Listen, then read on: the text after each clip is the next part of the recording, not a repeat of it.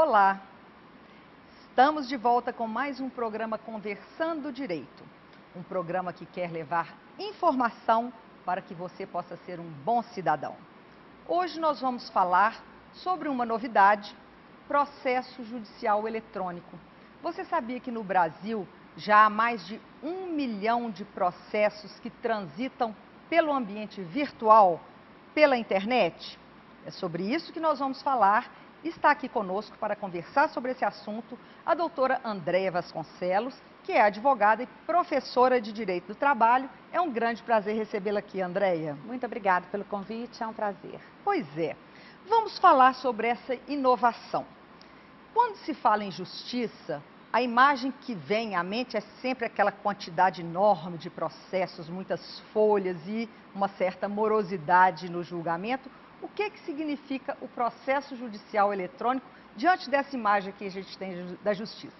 É uma mudança muito grande, Célia. Nós sabemos que as 2 últimas décadas, o volume de processos, de papel, de encadernamento, as salas de fórum da própria justiça estão abarrotadas.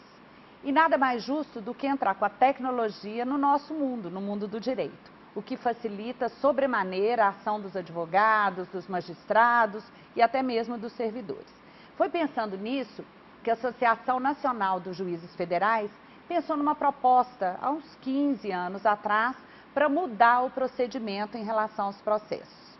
E aí o CNJ, que é o nosso Conselho Nacional de Justiça, desenvolveu um software, um procedimento através da informática para mudar o procedimento dos atos processuais. Isso aconteceu em 2011 e efetivamente está sendo implementado de 2012 para cá. Significa então que nós vamos deixar de ter os volumes de papel e isso vai tramitar apenas pela internet? A ideia é essa. Eu não acredito que vai acabar de uma só vez com todo o meio físico, digamos assim, com papel. Inclusive, é um dos pleitos do Conselho Federal da OAB que se mantenha, pelo menos nessa fase de adaptação, de transição, o meio físico com o meio digital. E também temos alguns problemas, como os advogados deficientes visuais, pessoas idosas que têm dificuldade em lidar com a tecnologia. Então, a ideia é acabar com o papel. Mas eu acredito que durante um bom tempo nós vamos manter e depois em algumas situações excepcionais. Por exemplo, você quer fazer juntada no processo de uma prova, houve um homicídio. Como que você vai juntar o objeto do crime virtualmente? Por exemplo, a faca que foi utilizada para esse homicídio. Isso. Então, eu acredito que a Secretaria do Juízo vai ter que ser mantida justamente para essas situações excepcionais. É um caminhar. Então, explicando bem detalhadamente, como é que funciona esse processo eletrônico? Bom, o processo eletrônico, vamos ver qual que é o procedimento desde o início para se entrar no processo eletrônico. O advogado, o magistrado, quem vai lidar com esse processo, quem vai agir nesse processo, primeiro precisa se certificar. Ele tem que ter uma certificação homologada pela ICP Brasil e pelo Instituto de Tecnologia, que hoje é uma autarquia a nível federal. E depois que ele se cadastra, onde seus dados vão ter que chocar com os dados da Receita Federal, ele vai comprar um token, que é parecido com o pendrive, a maioria das pessoas conhece, que vai ser a sua assinatura digital. É como se fosse a carteira de identidade dele no ambiente virtual, para provar que ele, é isso? Exato, perfeito. Pois bem, a par disso, se ele tem que entrar no processo como advogado ou como magistrado, ele se habilita através dessa ferramenta, que é o token, ele vai se cadastrar naquele ambiente, dentro de um processo e, consequentemente, ele vai atuar através desse ambiente virtual. Mais ou menos assim. Ele, então, faz a petição ao juiz e o juiz também virtualmente faz os seus despachos. Decide da mesma forma. Agora, alguns procedimentos, como o PJE, como eu disse, ele é recente, Nós temos uma lei, que é a Lei 11.419 de 2006, que já falava sobre a possibilidade do processo eletrônico, inclusive alterando alguns artigos do CPC, que é o nosso Código de Processo Civil. Mas efetivamente a coisa tem acontecido de 2011 para cá. Então vamos imaginar, a Justiça do Trabalho hoje, você tem uma ação, uma reclamatória trabalhista. Esse processo está em andamento. Foi implementado agora o PJE para a fase de execução do processo. Ou seja, aquela parte dos cálculos, né, onde efetivamente você vai receber o seu direito. Então, a fase de execução já vai tramitar por PJE. Então, haverá uma conversão do sistema físico para o virtual. Isso é um pouco mais complexo, porque até então o advogado peticionava normalmente, fazia o protocolo da sua petição, e agora ele vai ter que entrar no ambiente virtual.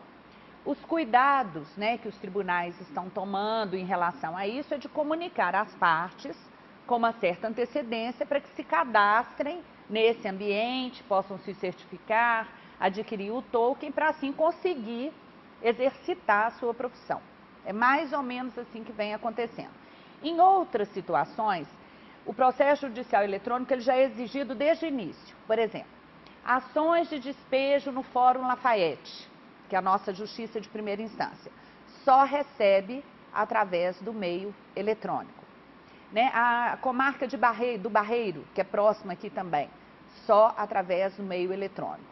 E assim vai, recurso de revista na Justiça do Trabalho, né? Algumas só meio eletrônico. Como que o advogado tem que se preparar para essa nova realidade do processo virtual? Se informar, cada vez mais, né? Eu penso que muitas vezes as pessoas esperam que a informação chegue até ela, mas não buscam a informação. Então, a primeira coisa que eu acho importante é que o advogado entre no site do tribunal que ele tem maior área de atuação. Lá tem manuais, tem orientação, instalação de sistema, tem um telefone onde você pode entrar em contato, esclarecer dúvida, procurar cursos, né? As OABs no país inteiro, até a OAB Federal agora está montando um curso de EAD para peticionamento eletrônico. Então é se informar, se inteirar, fazer curso e navegar. Né? E para esses advogados um pouco mais velhos, que às vezes se sentem amedrontados com o processo judicial eletrônico, o que você falaria para ele? Olha, muitos, tenho notícia, estão deixando de advogar, o que é bastante triste. Eu tenho ouvido, eu viajo bastante pelo interior do estado, principalmente, e muitos advogados estão deixando. Há um pedido, há um clamor e até já uma indicação para o CNJ, que é o responsável por isso tudo, para que os advogados idosos possam peticionar no meio físico, levar a petição até a secretaria da vara e a vara fará então o procedimento de digitalização e etc, encaminhamento, né? A OAB de alguma forma está procurando também dar esse respaldo. Então, nós estamos enfrentando um momento difícil. O momento agora é de transição. É verdade. Todos nós temos que nos acomodar nessa nova realidade, não é isso? Sim. E há 2 décadas atrás, nós começamos a lidar nos escritórios de advocacia com o computador. É verdade. Em 1999, nós começamos a ter a possibilidade, a autorização de protocolo por fax. Né? Então, a tecnologia ela está presente já há algumas décadas e o processo é muito mais acelerado. Então, nós temos também que estar atentos a esse procedimento da tecnologia. E quais são as expectativas do meio jurídico em relação à implementação desse PJE? No primeiro momento, há um certo temor, né, por parte de todos os envolvidos. Dos servidores e dos magistrados, de modo geral, é com relação ao cumprimento das metas impostas pelos tribunais. Do que eu tenho notícia do nosso estado, que é o que eu tenho maior atuação, nós estamos conseguindo cumprir, tá? Tanto na Justiça do Trabalho quanto no Tribunal de Justiça. Então, mas há uma certa ansiedade. Por conta dos advogados, há um descrédito ainda de boa parte, achando que o PJE não vai acontecer. Né? E querendo ou não, ele vai acontecer. Então, nós temos um número ainda muito pequeno no universo de advogados no país que tem a certificação. Eu te digo, com certeza, estatisticamente, dos 900 mil advogados no país, cerca de 300 mil têm certificação. Ainda falta muita gente. Falta muita gente. Né? E esse procedimento da certificação não é tão simples. A certificadora tem que estar credenciada, como eu disse, no ICP Brasil, no ITI, e aí a OAB, de alguma forma, no nosso caso, tem que estar vinculada a essa certificadora para autorizar, porque envolve a questão do sigilo, é a mesma coisa, como você disse, da sua carteira de identidade.